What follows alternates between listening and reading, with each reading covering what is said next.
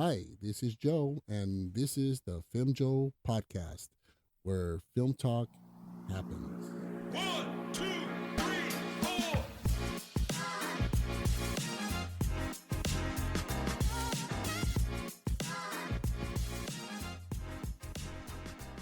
Hi, I'm Joe, your host, and I'm joined here by Carlos, who's sitting in for Owen, who's kind of under the weather today.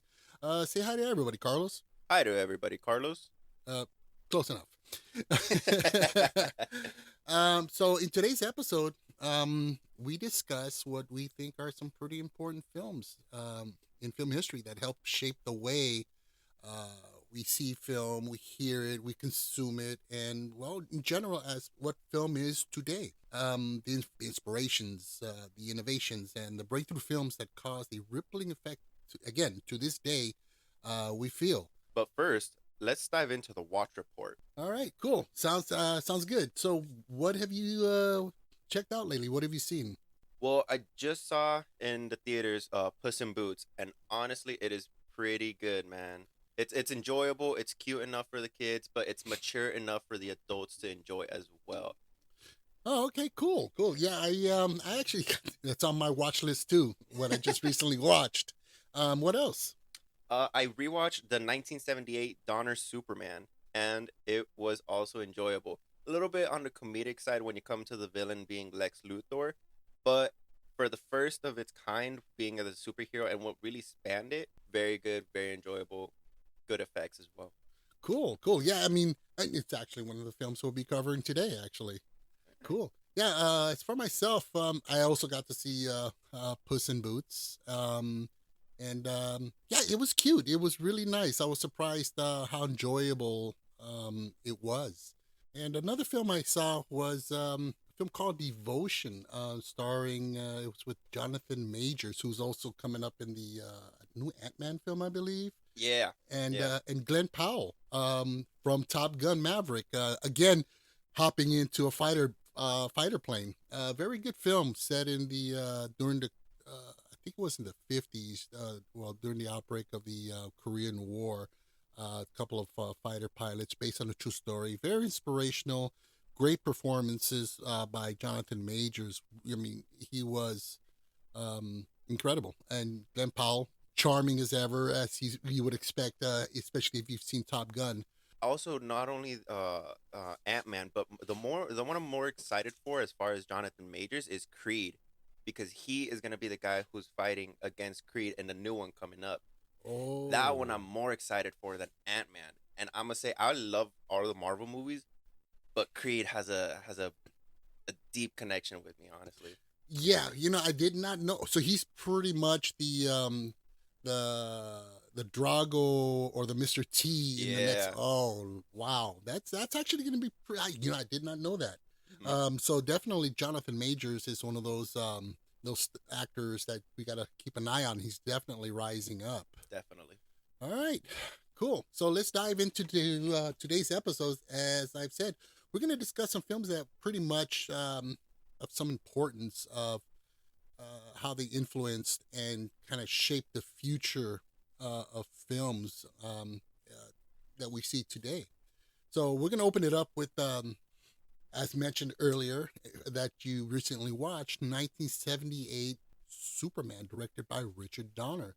Um, it uh, it was pretty much the first big budget superhero film, and for that you can say that it pretty much paved the way for where we are today in with the superhero films and the big budget. Launched it created a franchise. To that point, superhero films were not really taken seriously.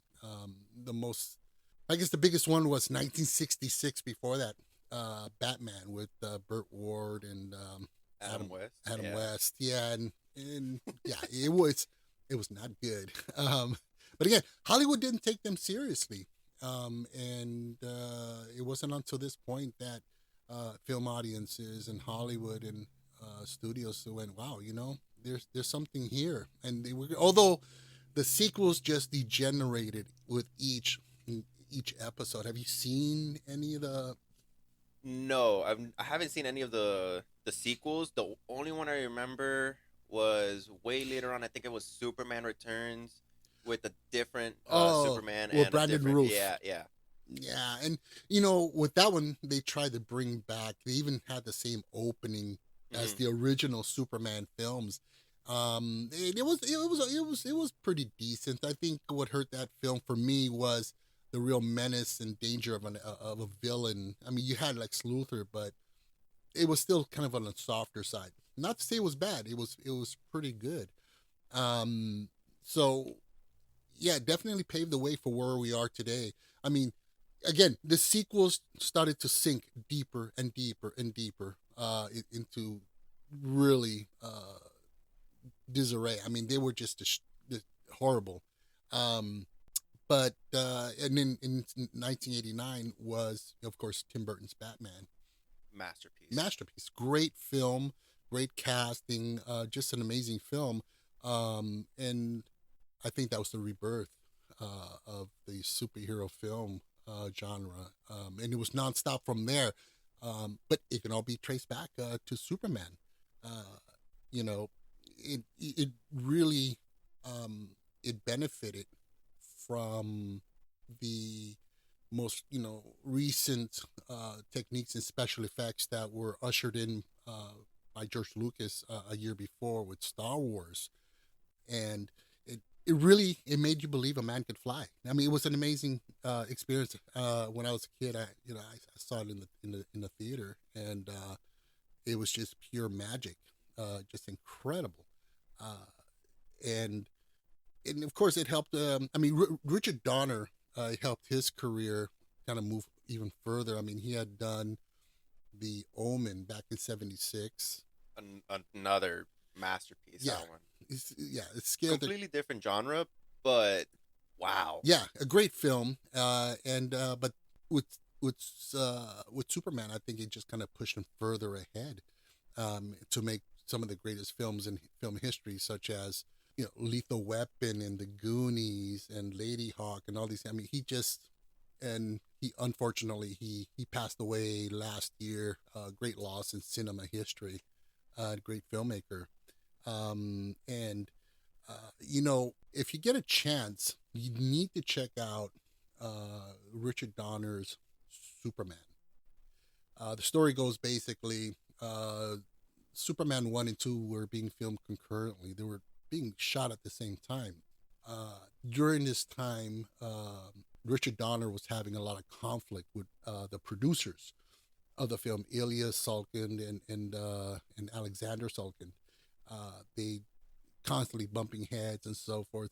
So once Richard Donner completed Superman 1, at that point he had completed like 70 to 80% of Superman 2, they fired him.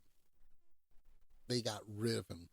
And instead of working with the footage he already shot, they brought in director Richard Lester to not just continue with what was filmed already, but they pretty much scuttlebutted the entire everything that he shot was tossed out the window, and they started from scratch. And if you ever get a chance to watch it, you do see tonal change between the two. I mean, if the first one was a little kind of goofy and comedic, the second one kind of veers into silly kind of territory. Right. I still recommend it, but you definitely see the difference. And so, for years and years, fans who were aware of the fact that Donner had shot all this footage and it was just put on a shelf for Warner Brothers, there was a call for him to do his version, to cut his film, to get that original footage. And finally, they did. I believe, if I'm not mistaken, it was 2009, around there. Oh, so way Way, later. way later. And he was able to get all that footage and cut his own version of the film. Uh, then there was a few scenes, more than a few scenes that had not been filmed, but luckily they had filmed rehearsal versions of those scenes, so they inserted those. So it looks kind of odd, but surprisingly, the movie flows. And to me, it's a superior film version of Superman 2 than Richard Lester's version.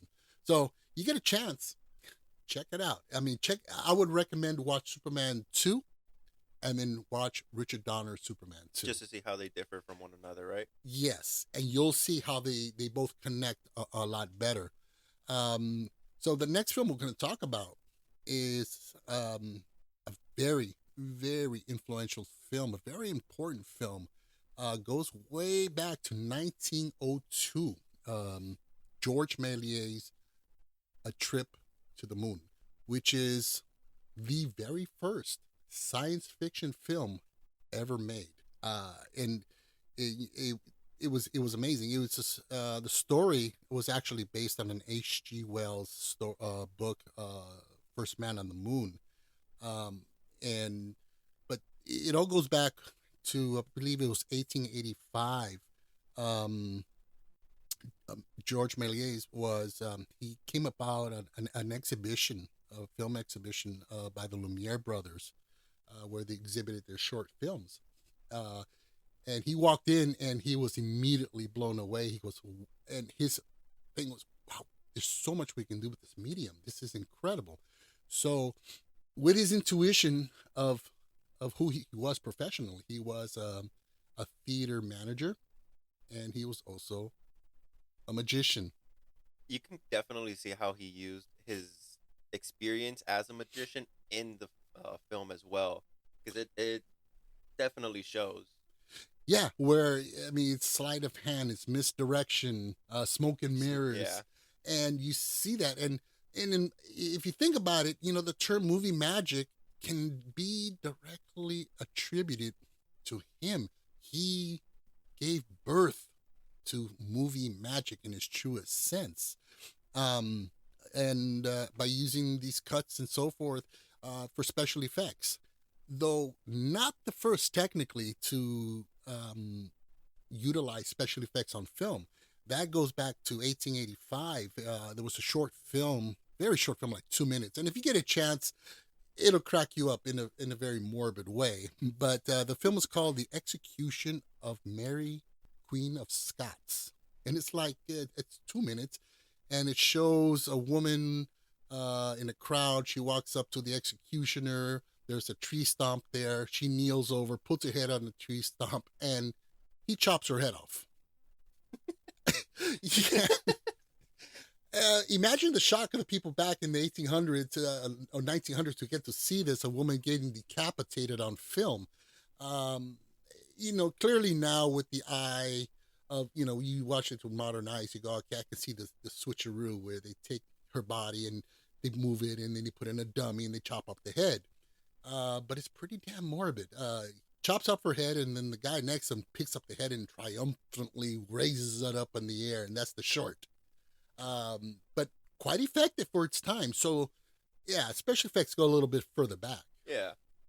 And again, let's just remember, it is the very first science fiction film of all time.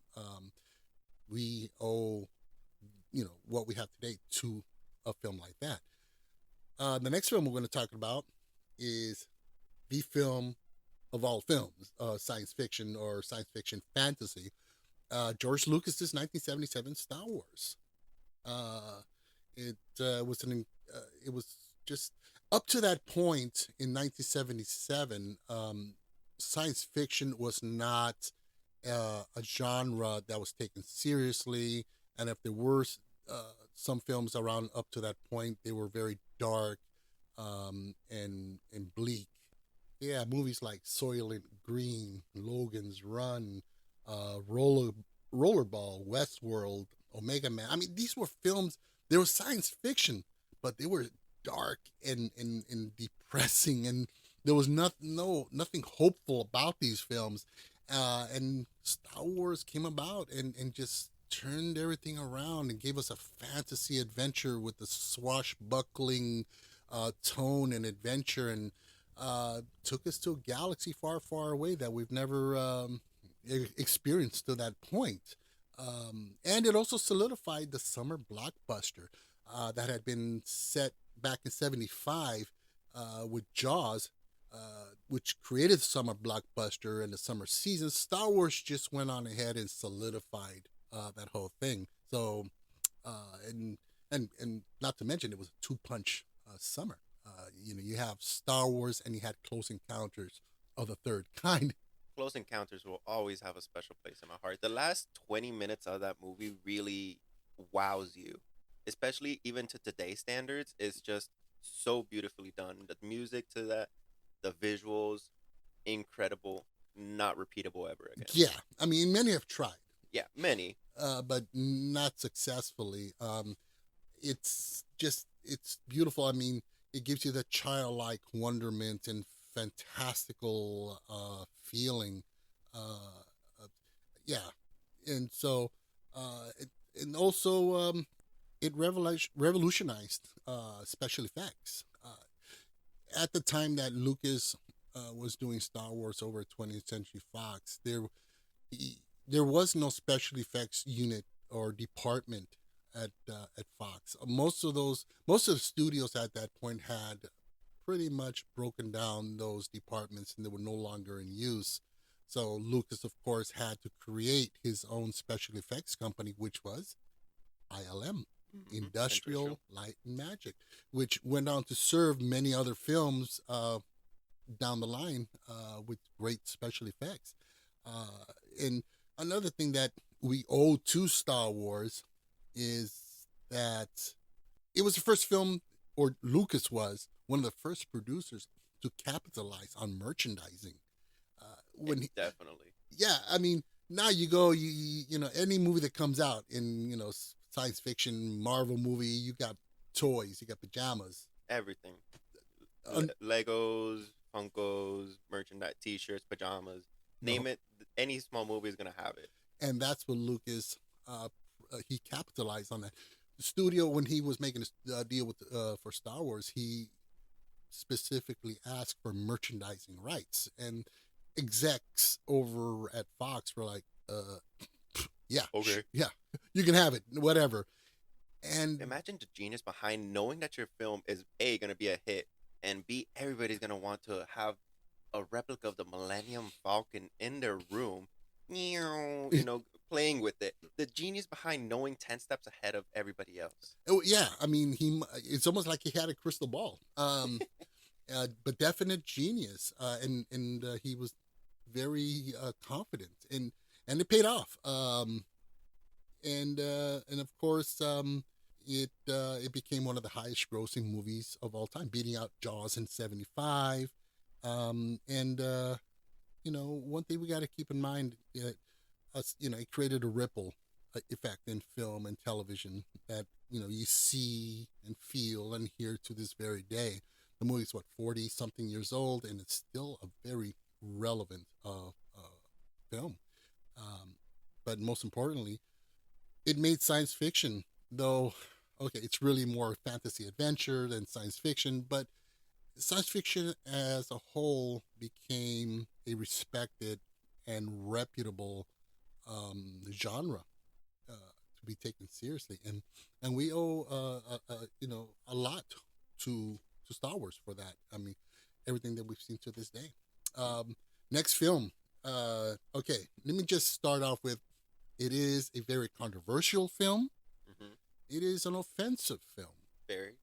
but it's a film not to be forgotten for social reasons, but also for what film is today. It's because of this film, and that film is 1915's Birth of a Nation by D.W. Griffith, director.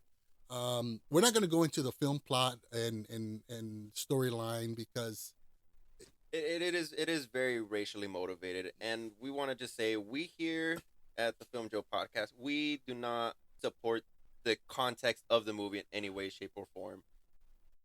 But it is a very significant movie to talk about when it comes to how it was done. yeah, absolutely. And I would recommend watching it. Again, not so much for its content, but for how the film is structured, how it comes together. I mean, for one thing, at that time, Really, when how I would say is to not watch it, but more or less study it and how it was done. That's how I would say that should be done. Good point. Yeah. Absolutely. And at the time, the average film was what, 15 minutes, 12 minutes. That was your standard time. This movie clocked in at around 3 hours and 15 minutes, making this the very first feature length film ever made. Uh, and I don't know if I can sit through 3 hours of that, but Yeah.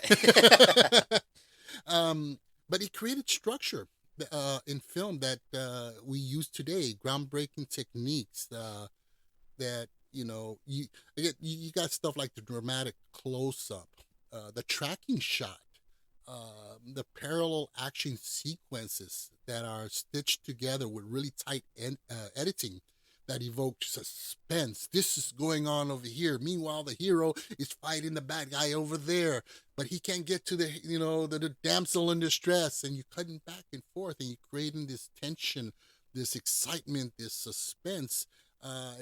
Nothing like that had ever been done and or seen before at that time.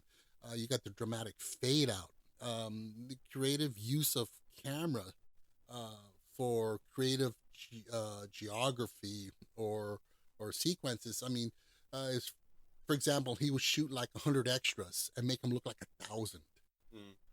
It very creative, and pretty much even the bottom line, you got story structure. Your 3-act structure. That your plot develops and builds to the final climax of the film. That again was started there, and again, it's a great film to look at in, like you said, in the form of study, analyzation, and to see where we are in film today. And that's it. All started there. Again, the idea of throwing a frigging camera on a railroad track and moving it down, Yeah. that was so incredible. In fact, even the Chapman shot, the Chapman cranes, those overhead shots where you see the crowds of people, in battle, all the soldiers coming at each other. Again, that was started there. Of course, now we don't have crane shots as often because we have drones that give you a more dramatic seek. But again, Like you can swoop through the crowds and see everybody fighting and more suspense. right. Yeah. And again, where do we owe that to? We owe that to D.W. Griffith and in his film and these devices that were used. It was a huge hit, but it also caused a lot of controversy at the time. A lot of people tried to boycott the film. A couple years later, about a year later, he came out with another film, a hugely expensive film, also on the Grand Epic, called Intolerance, which was about the city of Babylon. And it had great set pieces, and it was huge, and it went to the box office and crashed. Yeah, so may have been a response people had, to his earlier endeavors.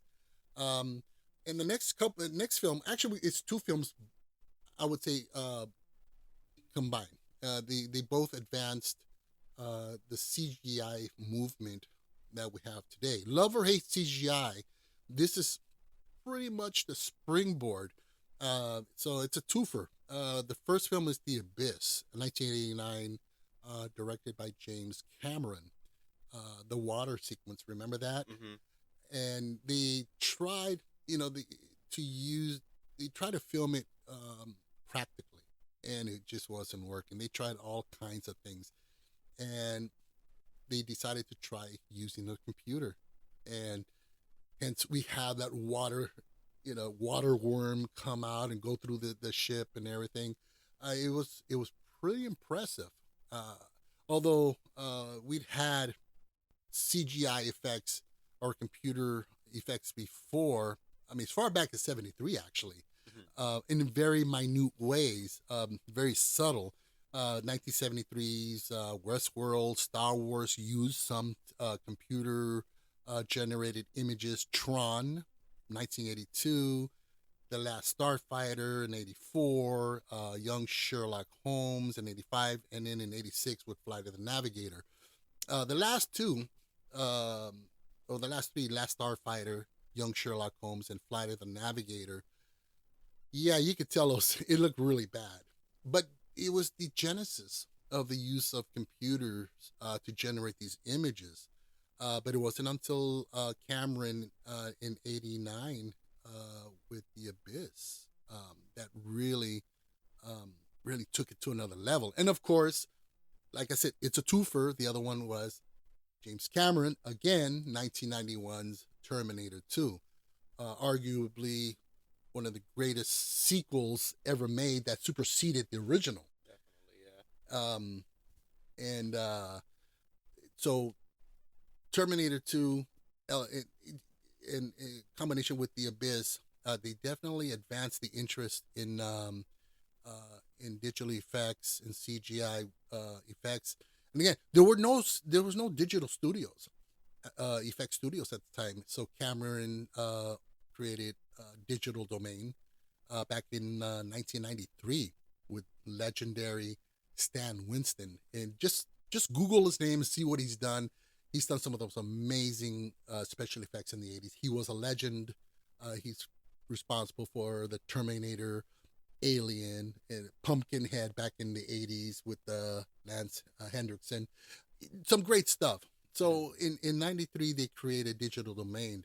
The first couple of films they did were True Lies and Interview with a Vampire.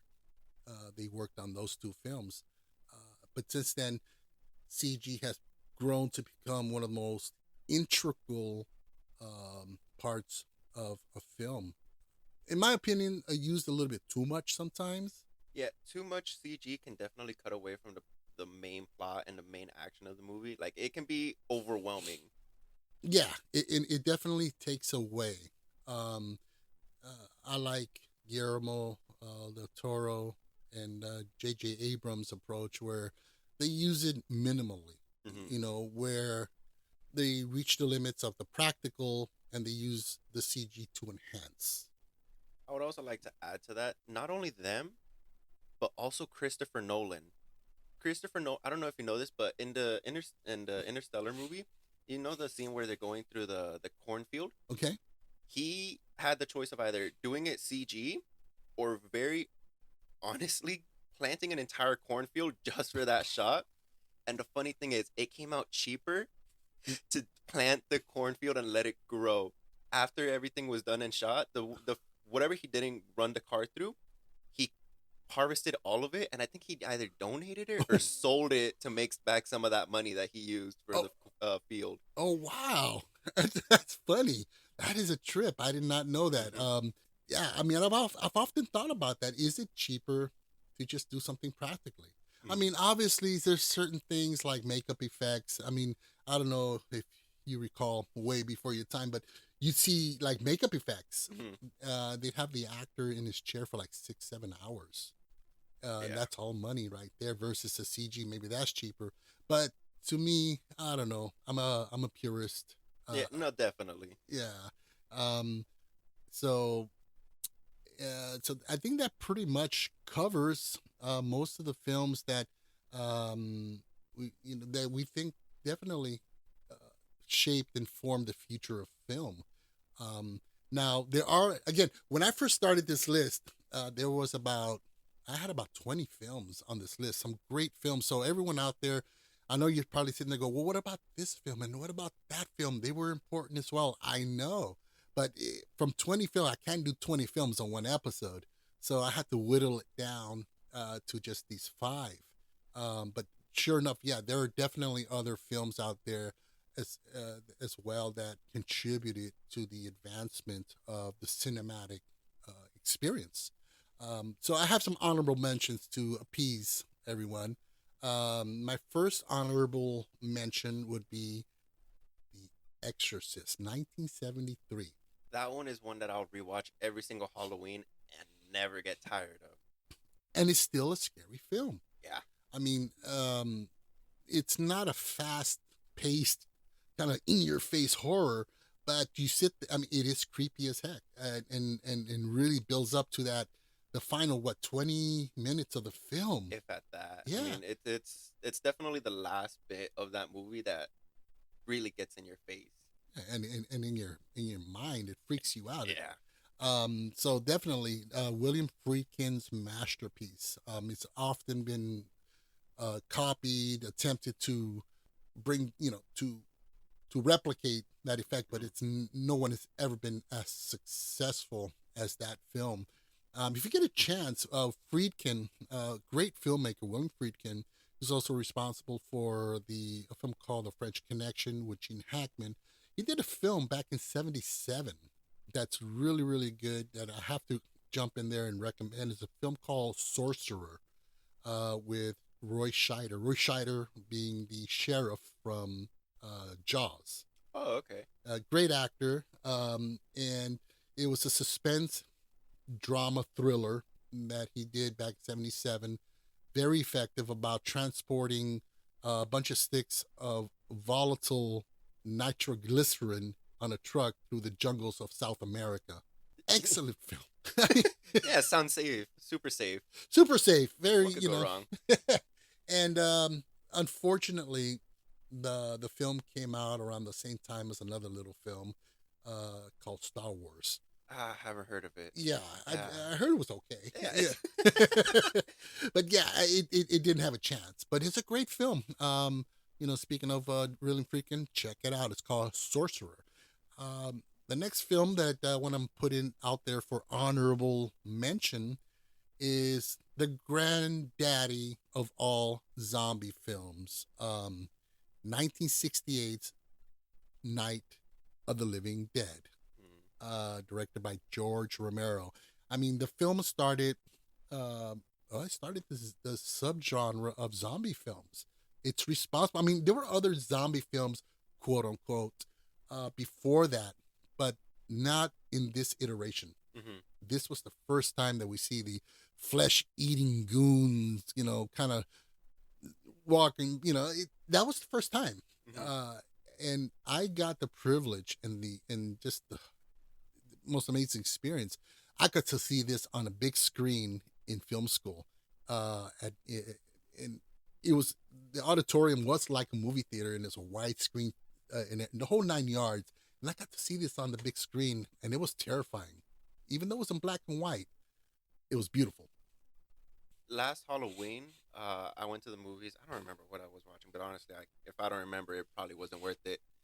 But they had a trailer that they were remastering Night of the Living Dead in the theaters, and I saw the trailer and I was like, oh, gotta go. I want to watch it in the big screen remastered, not edited or cut in any way, shape, or form, just enhanced, right? Oh, wow. And then I forgot about it and never ended up going. Oh. And I hate myself for that. To this day. To this day, had the chance to see it. Wow. Yeah, I would love to have seen that. Did you know that it's that movie is what is it called? It's public domain. Night of the Living Dead is public domain. Yeah. George Romero did not um re I think he didn't renew his copyright and copyright on the film, and it went publicly. It went so anybody could do it. Yeah, in fact, we can even, we can play a clip from that movie on this podcast and not get sued. Huh. Yeah, it's but and it's sad because he didn't make a lot of money from it because it went public. Huh. Yeah. And in the final film we'd like to mention here on an honorable mention is the film that started, I guess, it ushered in the era of the iconic horror character. From Jason to Freddy Krueger to Ghostface, even or even Art the Clown. The movie's Halloween, 1979, directed by John Carpenter. This is a film, even though there was a couple of slasher films that came out before, this is the one that just exploded onto the scene and became a huge commercial hit. And it was also at the time the most successful independent film ever made. Mhm. It made, I don't know what, 500% profit. I don't know, but it made whatever it cost to make. It made like 10 times over, Mhm. and became an iconic film and gave us a bunch of lousy sequels. Um, yeah. So, but yeah, so that's pretty much it as far as films that we believe shaped and informed the cinematic experience as we know it today. Um, if you if you have any suggestions or anything you want to add to that, if you believe that there are other films that are just as notable, hey, go ahead and send us an email and let us know. You can email us directly at thefilmjoepod@gmail.com. So we hope you enjoy the show and hope you'll join us again next week with an all new episode. Please help to support the podcast by giving us a 5-star rating, leave a favorable review, subscribe and follow us on Amazon, Spotify, iHeartRadio, Deezer, Audible, or wherever you get your podcast fix. Also, don't forget to check us out on Facebook, Twitter, Instagram, TikTok, and on our YouTube channel. All the links can be found in our show notes. You can also contact us directly by email, as I've said earlier, to the filmjoepod@gmail.com. Again, we'd love to hear your feedback, complaints, hate mail, whatever you got to throw at us, we'll take it. So, I'm Joe, I'm Carlos, and this is the Film Joe podcast, where where film film talk talk happens. happens.